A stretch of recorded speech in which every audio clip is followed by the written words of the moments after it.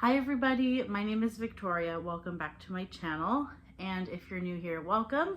And also a big happy new year to you. It is the beginning of 2026 and I am, as always, excited for the possibilities of a new reading year. And I've got a plan and a system that will hopefully serve me well in 2026. I do still need to post my December wrap up and also my top books of 2025. So I will be working on those videos next, but I thought before I get too far into January, since it's already January 6th on the day that I'm filming this, I think, that I really need to talk about my January plans and my initial reading plans. I'm not really doing official monthly TBRs. I'm more picking a group of books that are going to start the year, because I know that at my pace lately, I haven't been reading that much per month.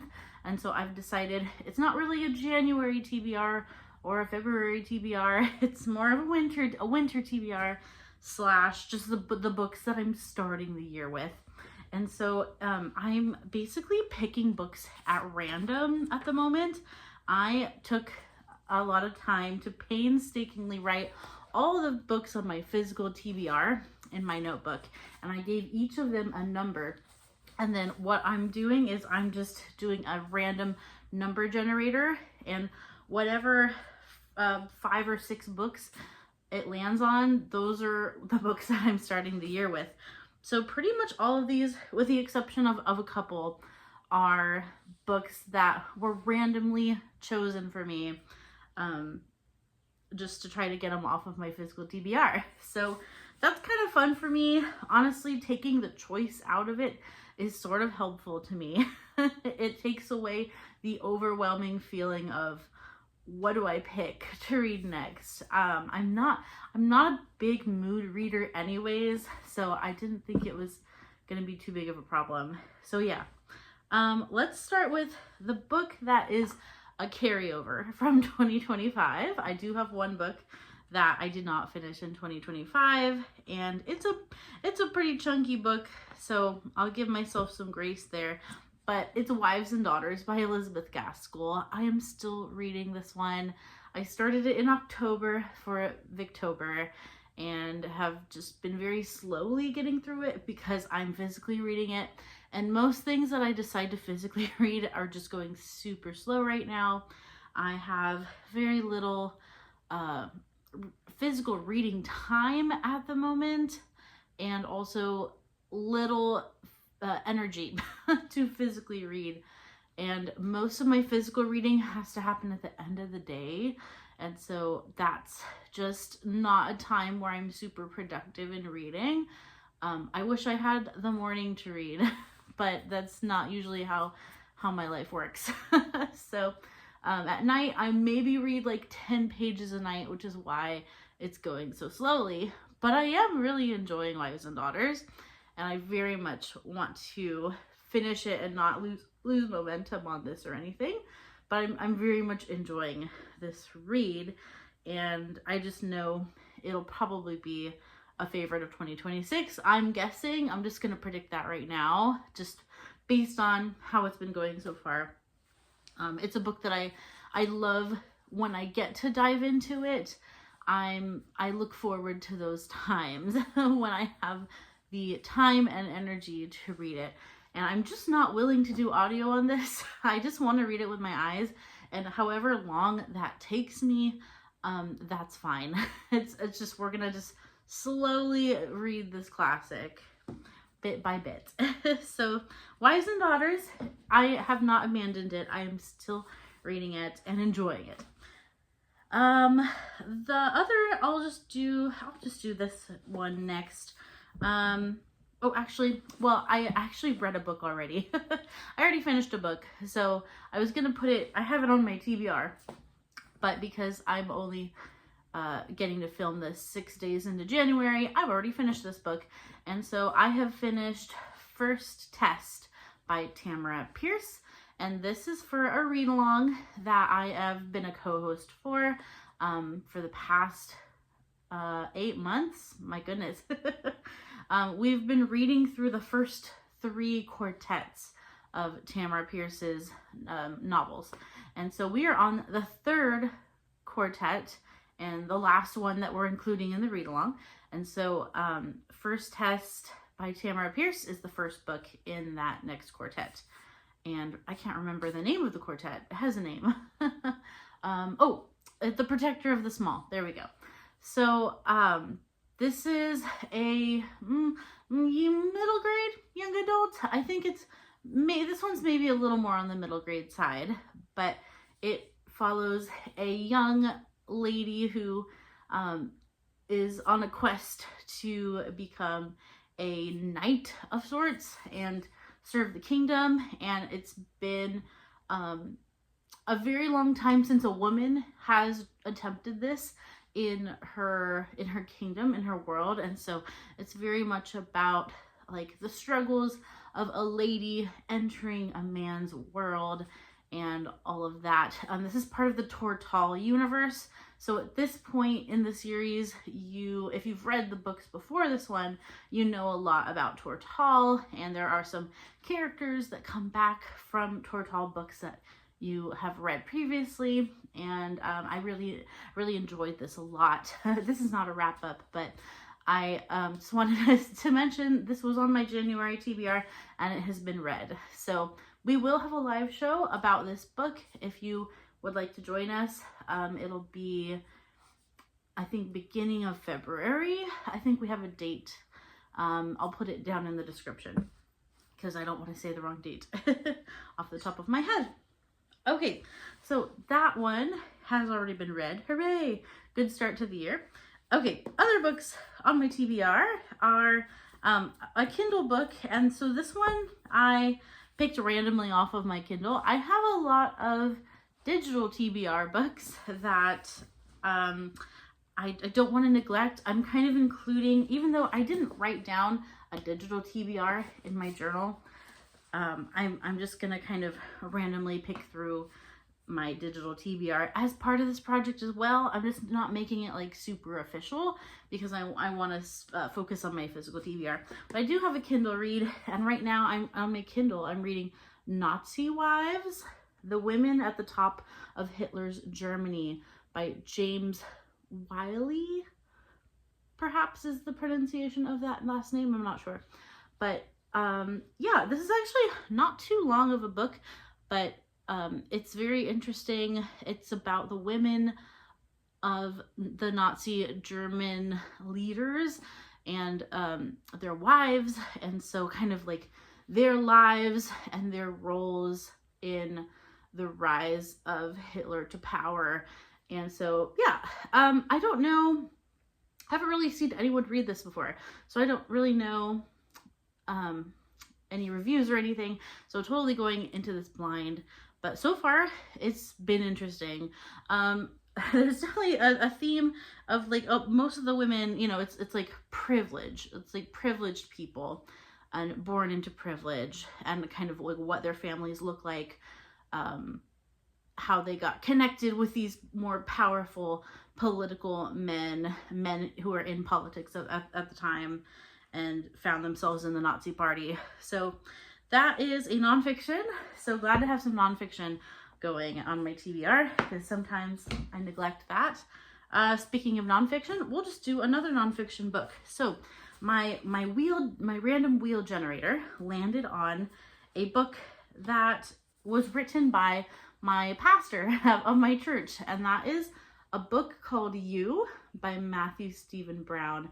And this is about the Enneagram and kind of his like Christian viewpoint take on the Enneagram, and like how you can use the Enneagram to relate better to your fellow mankind and to understand yourself better, and how to understand how God made you also, and like the qualities, the unique qualities that God has given you.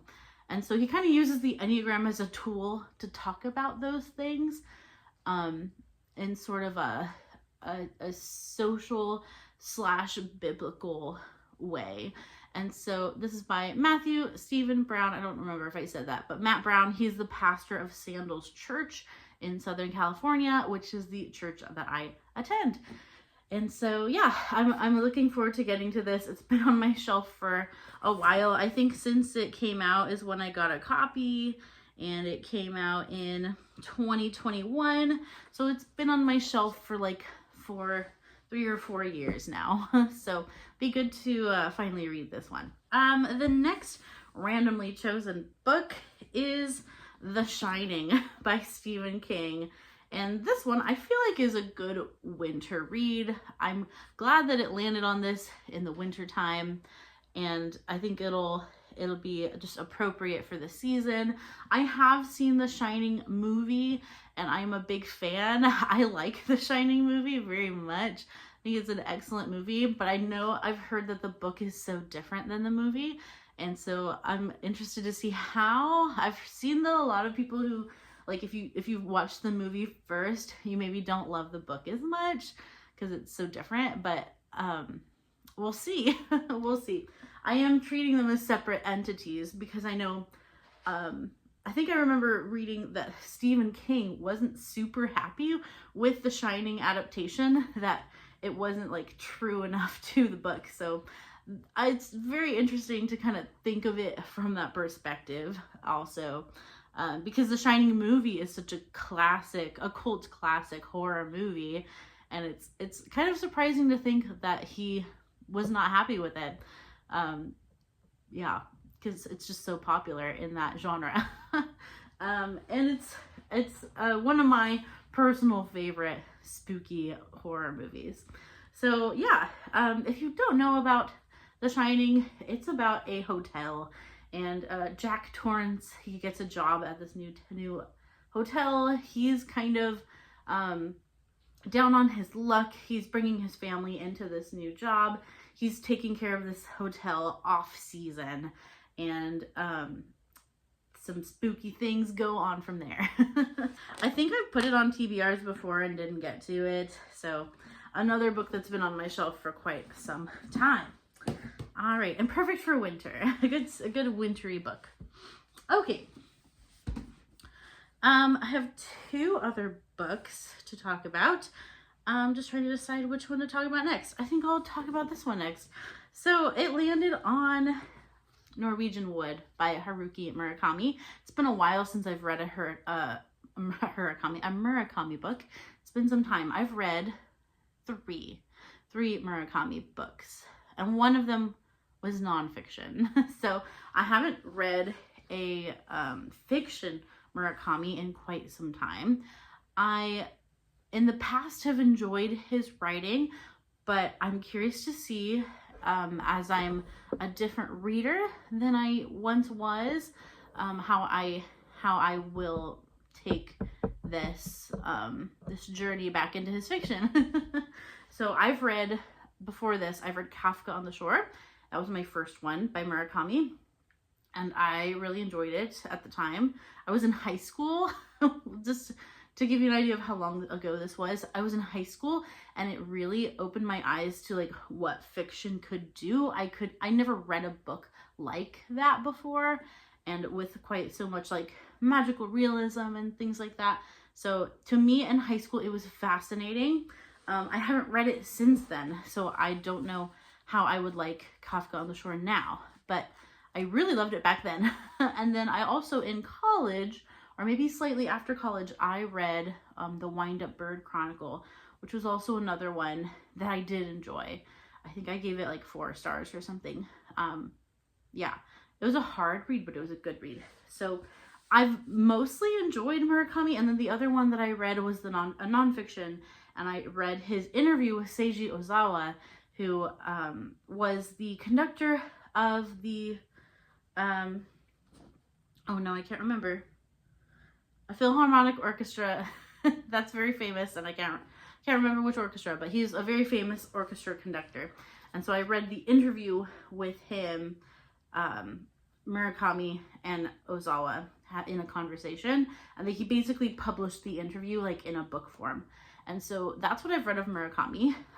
Norwegian Wood, I don't super know the plot. Let's actually read the back together. So it says, Toru, a serious young college student in Tokyo, is devoted to Naoko, a beautiful and introspective young woman, but their mutual passion is marked by the tragic death of their best friend years before.